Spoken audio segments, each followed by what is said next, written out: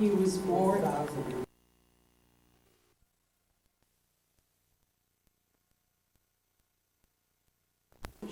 He was born 4,083, but technically speaking, if we go with our calendar, he's 83. In fact, his birthday was March 4th, so this is sort of a birthday celebration for him. And he was born in Cairo in 1921, as the youngest of 9 children, and your family was quite musical. Yeah, very musical. And recognized here Maestro Sharif, who invited me to Alexandria about 2 years ago for the reopening of the Library of Alexandria after it was closed for 1,600 years. So welcome, Sharif. Yes, the question is, yes, I was very musical when I was a baby. And he started out with an idea that he was going to make a career for himself in agriculture. And he has a degree in agricultural engineering. And things changed for you. Music was something that he always did and always loved, and he sort of did it on the side because no one really in Egypt made a profession of music at that time. It was just something that everyone did. But he came to the United States in the early 50s, and something that I think is quite charming, and I'll let you tell this story, but when he found out he was coming, he went to the library and he asked the young woman at the counter, tell me, I need recordings of American music, and so she brought him CDs, 78s of the music of the Hopi and the Pueblo, and that was American music. And so when Halim listened to this and was very intrigued, they told him that he would be coming to a place called New York, and he would be studying at the Juilliard. And he assumed that they were like the Hopi and the Pueblo, and it was very different. And so instead he said, no, I want to study where this music is. And so you ended up in New Mexico, and while he was there and doing some work, then in the mid-50s, he came into contact with Irving Fine and Aaron Copland, and I'd like you to tell us a little bit about that experience working with them. Well, actually, I ended up in Juilliard, the Hopi people, before I came. Then I went from New Mexico. Juilliard decided to have a symposium with my music, and then I got to meet John Cage at that time, and all contemporaries of the Menotti and Persichetti and all the people at that period who participated in the Juilliard Symposium of 1952. Then I met, after that, Aaron Copland and Henry Cowell and Bernstein, and all of those people of that particular period, basically. And it was a very exciting experience. Those are the Navajos and the Hopis and the Pueblos of the Southwest that have studied with them, and then Bush coming to New York and being exposed at the World Symposium at Juilliard was a very incredible. And that, of course, happened after I was invited. Well, actually, I met Copland in '51, take it back, because I was invited by Copland to study with him privately in the Berkshires in 1951. And this is how I got to know Copland and Bernstein and Della Piccola, Luigi Della Piccola was an incredible composer that I got to hang out with. And so that was the transition at that time. Okay. And then about the time that the United Nations Orchestra was forming in the late 50s, 57, 58, you were contacted to write a piece for Leopold Stokowski, the Fantasia Takmil, a concerto for Darabuka and orchestra. Tell us a little bit about working with Stokowski and that experience. Well, all I remember was he was newly married to Gloria Vanderbilt, and he had a 3-year-old child. And he was on Fifth Avenue, and we were going over the music, and his 3-year-old was a tricycle, and the place going woo, woo, running around us, and trying. Stokowski liked to cut a lot of music, so we really said, oh, we better cut this off, it's too long. So no, you can't cut the music.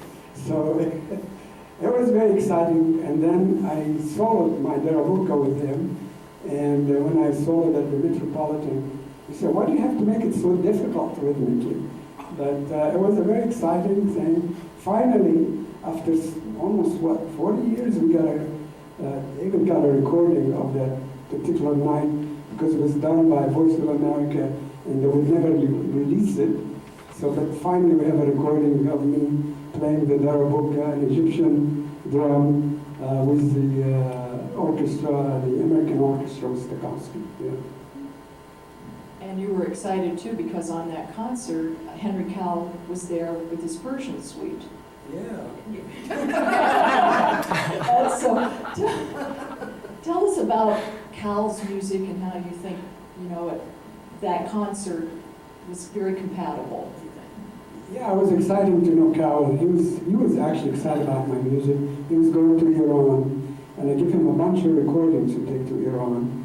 And strangely, David Balignani, who was working on his PhD on my music, found out just a few days ago a series of old works I wrote in the 40s, and they're all clusters on the piano, but I've never known that Cowell was doing the same thing. And I was doing it in Egypt back in the 1940s, and I just looked at the score. It was hidden, I think it was in a big box that my brother in Egypt had, and it almost was thrown to the garbage. But finally, I found it from Egypt, and in this old black box comes all these composition I did in Egypt, huge amount of material that were practically lost. And I said, gee, he's in one part of the world doing clusters, and another part of the world doing clusters. Yeah. And I think, and I liked his bungee and his music, and it was a very creative feeling to be with him and with his wife at that time. And there were several composers from Colombia who were attending the concert. Otto Luning, Vladimir Yuzashevsky was there, and you had met them earlier when you had been at the McDowell colony. And so they were so impressed with the work, they invited you to come to the Columbia Princeton Electronic Music Center, and I'm going to be talking about that at 1 o'clock, but what was it like to work with Luning and Yuzashevsky and Varese? Actually, we met at the McDowell colony. Luning came in, and at the library of the McDowell colony, I had strings stretched from the window to the piano, and I had some drums hanging, and I was trying to make sound between the piano, the strings, and kind of noises out of the piano to create something different. And I think it was 53. And then they said, gee, I think by 1955, they said, we invite you to Columbia, you could use our facilities. So when I got to New York, I had that, I really was excited about my experience of working like this. And my first electronic piece actually was in 1944, that I recorded of women's a czar ceremony, and used the material at the Middle East radio in Cairo, which they gave me all the facilities. They had all the echoes, they had echo chambers, like walls you change. So I created on-wire recording, because the tape was not available, a piece called a wire piece, based actually on voices and sound that I transformed from the voices of the traditional czar in Egypt, the Egyptian villages in the Sharqiya area. Yeah. Okay, and it was about that same time that you were working with at the Columbia Princeton Electronic Music Studio. Oh, that's you right, I forgot. Yeah. You would want to say anything about that? Yeah, then I was invited to the beginning of that electronic center at the Columbia Princeton Electronic Center, and I was given tremendous facilities to work with there. There was the new RCA synthesizer to work with, and me and Luning composed together jointly several works. It was a good thing to compose with another composer, feeling similar things together and composing together. That was a very unique experience to do. And the experience was really great. In fact, I had like 10 Ampex machines. I had a remote control of the 10 machines. I had a wall full of tapes that I call them grandparents and great-grandparents and parents and children, all kind of generation of sound. And I used to use razor blades to change the oxides on the tapes. And I felt like I was like a sculptor. Don't tell too much, this is my paper. You know, come back at 1 o'clock downstairs and learn more about that. That's my paper. But it was about that time too when you were having all of that energy and all of that excitement. You still have the energy, there's no question. But at the same time, you were working with Martha Graham. That's right. And you did 4 ballets with Martha Graham. Martha Graham didn't like the electronic music, though. She discouraged you from that. But tell us a little bit about working with Martha Graham, and particularly that piece, Clytemnestra. Well, yeah, she called me a slave driver. But you know how incredible Martha Graham is. And she heard one of my compositions that I did. It was at the opening of Juilliard. It was called Monotone, Bitone, and Polytone for wind and percussion, for 6 winds and percussion.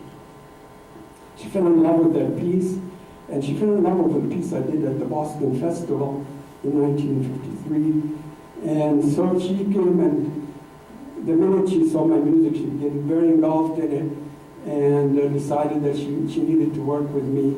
And the working was a very close relationship, because she used to come at 12 o'clock every night, and I play her music.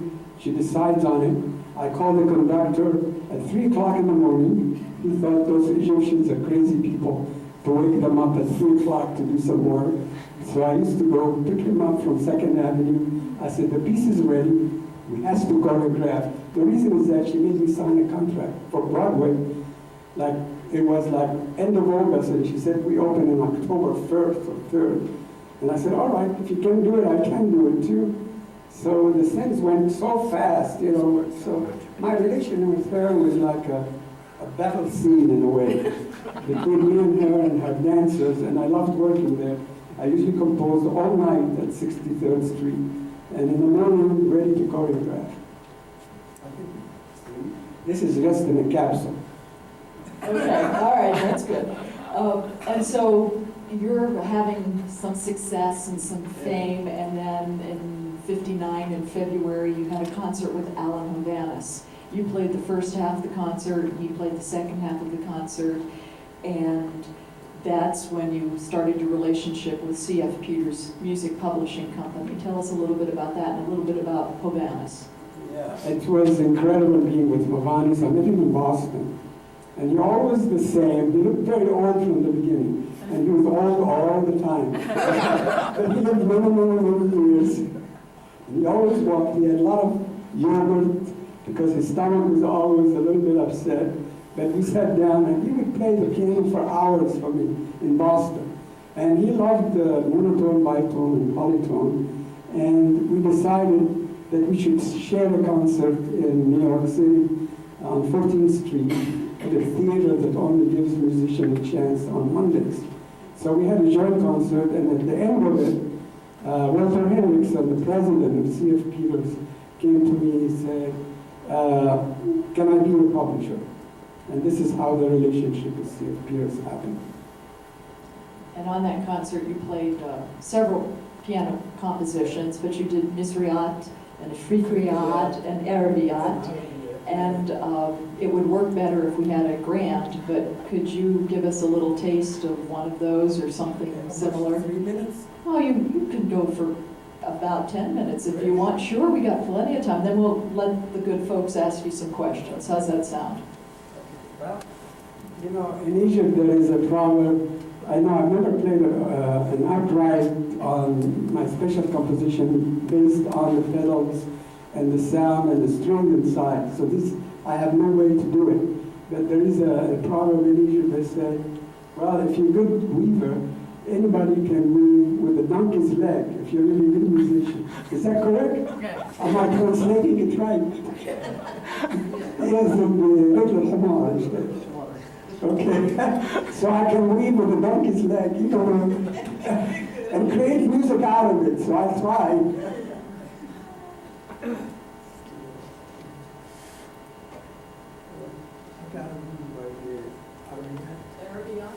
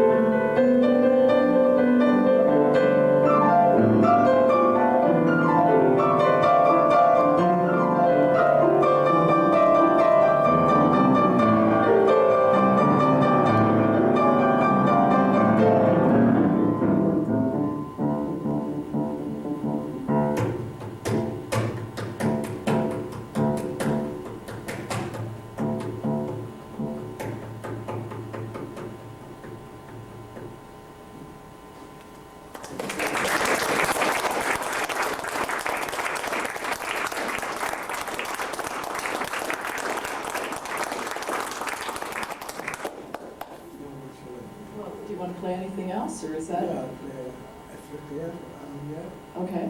Ifriqiya? Africa. Okay.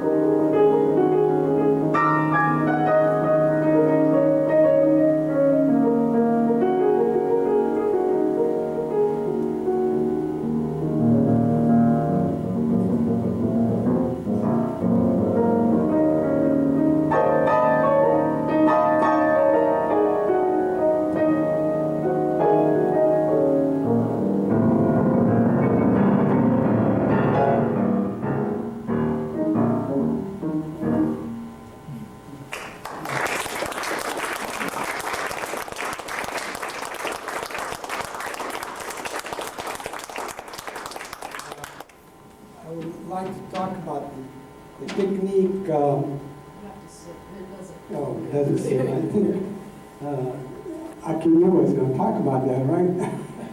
The technique of hitting the piano to create this the feeling of being.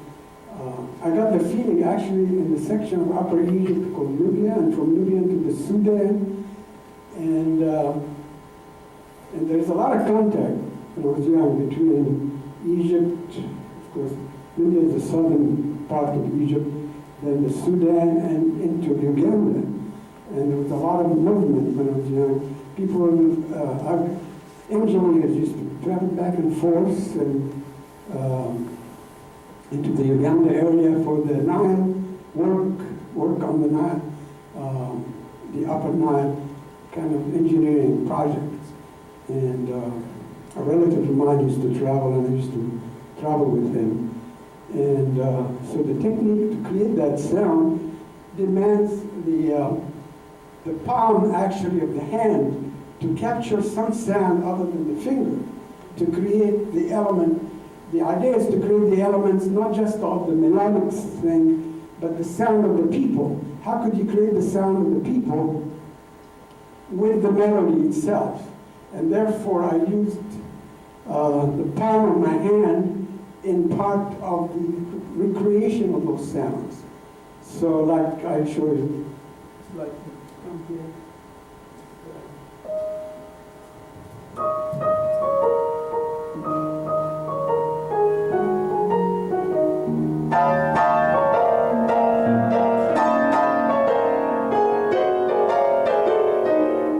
You see, specific notes I have to add to create the feeling of the people what I was experiencing. So I have to add these little bit of clusters from the palm just in the right position to create that sound.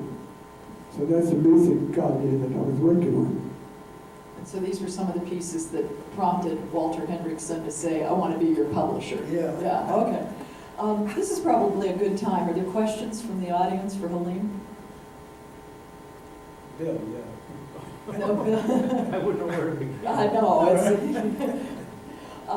Well, we're really honored because Maestro Sharif Moe El-Din is here from Alexandria. He is here on a Fulbright, and he is the conductor of the stringed orchestra associated with the library at Alexandria. And 2 years ago, when the library was rededicated, Halim wrote a piece and called The Reappearance of the Lotus Flower.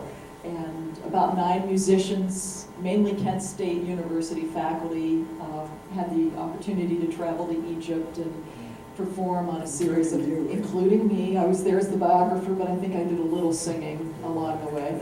And so we're really happy that Sharif's here. Why don't you tell us a little bit about that experience? What did it mean to you to go back and be honored in that way, and maybe what the lotus flower means to Egypt, and what the significance of that piece to the rededication of the library? Yeah, I think it was a moving experience to be invited, and I think Sharif can say something if he would like to. And to be back to Egypt and actually think of the lotus flowers because it represents a new life that's coming out of the sea. And the sea is always, the Mediterranean Sea is always bringing very unexpected things happening, like all of a sudden we have remains from the time of Alexander, remains from ancient Egypt, and all of a sudden they appear in the Mediterranean unexpectedly. And I thought if the lotus flower appears, this is a new life, a new connection, because actually Egypt was inviting everybody in the world to be there. So actually every musician from every corner, I think, was invited to Alexandria at that time. So it was like recreating Alexandria as the cultural capital of the world, like it used to be back during 500 BC or 400 BC. So that was an incredible vision to see Alexandria again, not just as the capital, as the second capital of Egypt, but the cultural capital of the world. And this possibility is really there to really capture on it, and that moment that it is the cultural capital, to bring back that energy again. Okay. You want to, Come on, Sharif. Come and say a word, because you're the Alexandria representative. Okay. Thank you so much. Sit here.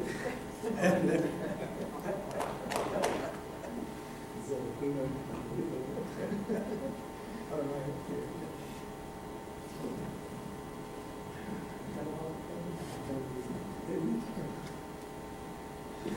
Actually, my English is not that good, but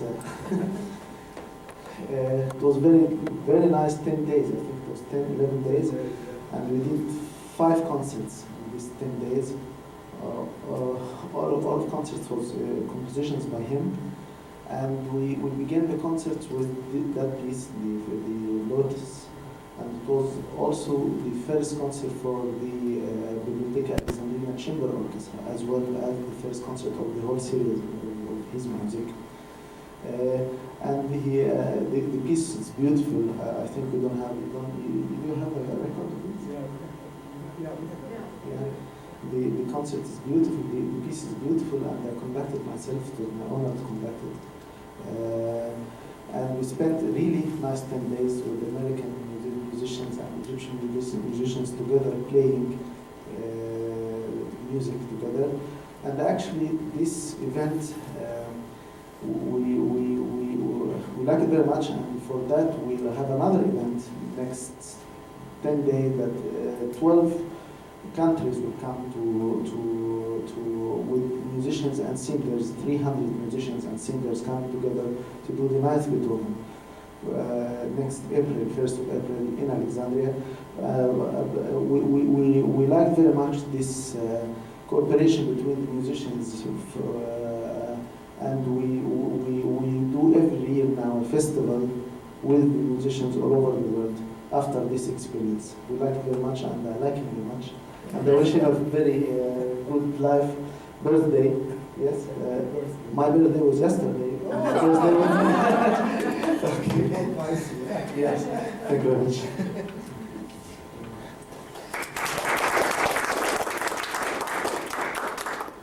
Deborah has a question or a comment.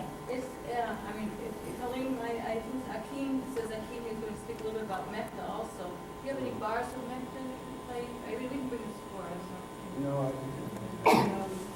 you'll have that later, Hakim. Yeah. Okay, he doesn't want to play that one now. Okay, Yeah, we did. sure. Any questions at all? Peter, speak up. Peter, do you have a question? I just would like to hear more about your recent music, because I have been following your career and your music for the last 10 years only, and there's so many interesting things that you have done even recently. Yeah, my recent music is, well, the one I did for Alexandria, and there's a concerto for piano and orchestra. I'm writing on something about the scarlets of the banyan tree right now. How big is the banyan tree, and those little scarlets, fruits of it, give a new dimension.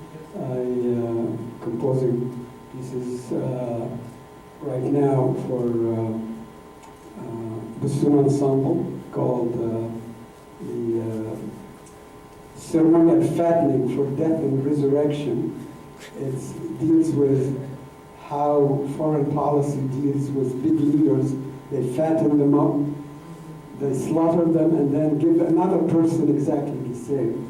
The same like Che Guevara and Noriega and Saddam and all those guys. It's like a fattening process. You know, you fatten certain leaders, they're your friends, you give them fat, and then it's time to do a ceremonial death, and then another resurrection, bring exactly another person, and this is a fantastic world entertainment game, basically. It's a ceremonial fattening for death and resurrection. Is a dramatic word. And of course I did new things like the Tibetan Book of the Dead, the Blue Sky Transmission. It's premiered here in Cleveland, Ohio, called it's really like a modern opera. A modern opera because we had 10 cast. There were singer, dancers, and actors, and I was actually creating my own text along with the theater people for the work. So it was like a contemporary opera relationship in a theater setting, and that was premiered here. And I think there was other thing I've been really writing a huge amount of music in the last few years, because I feel like I'm just a beginner now at 4,083, I think. Of course, one thing I started at the age of 80, now I'm a rapper, I can rap. So I rapped on, I have a work called Obsessions for Oil.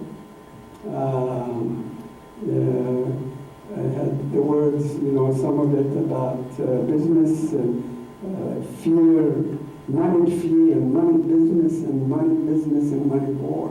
Money greed, and money, and money business, and money war. So, and Obsessions for Oil, reflecting, and playing that kind of recognizing that, when you become 80, that's the time you can rap. Actually, I rapped in Egypt when I was 14, and but at that time nobody called it rap, because the idea of rap came actually from the experience of the Black American in the Bronx, and how this became. Now everybody in the world is rapping. So I think there's a question, and this would be probably a good question, and then we will wrap. So, yes. Well, it's first a thank you for doing this. This has been wonderful. But also, we just spent an hour talking about American music and how you even define American music and who is an American. And I just wanted you, since you've spent so much time in this country, do you consider yourself American, or how do you feel that you fit into, this musical culture? Sure, I discovered America 4,000 years ago. When I arrived in Marietta, Ohio, I have a big story how my writing was in the mounds, the snake mounds. So that's how it came. So I'm part of America, sure, because America is, we call it in Arabic, America, which is the West. Or it could be, West Africa is called the West as well, Maghreb. So it's a feeling of America as the defining area where clashes of culture and the appearance of new culture. And this is the dynamics to what America is. It's not really one kind of music. So that's what I love about being here and an American, actually. Seeing the world in its incredible clashes and openness. And it cannot contain one idea. People try to make one idea in America, but it doesn't happen. And the fact that there are so infusion of so many cultures creatively makes America very special. I think so. So there is that dynamic forces in it. But of course, my philosophy and my thoughts, of course, I can speak about America with an Egyptian philosophy, because the roots of my thoughts are Egyptian philosophy. And I can go back to that and explain what Egyptian philosophy is. Okay, well, thank you for that. I think this is a good way to end, and I invite all of you to grab something in 15 minutes and then meet us down in the Bush Room, and we'll continue our experience, the musical world of Halim El-Dabh. Okay.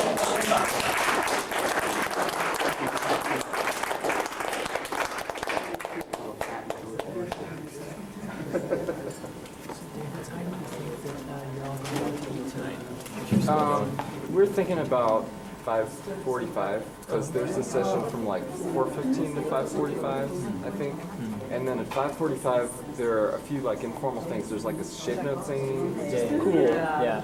But hey, Peter, how are you doing? This is my friend Brett, from University of Illinois. Oh, nice. And he's doing a Feldman paper.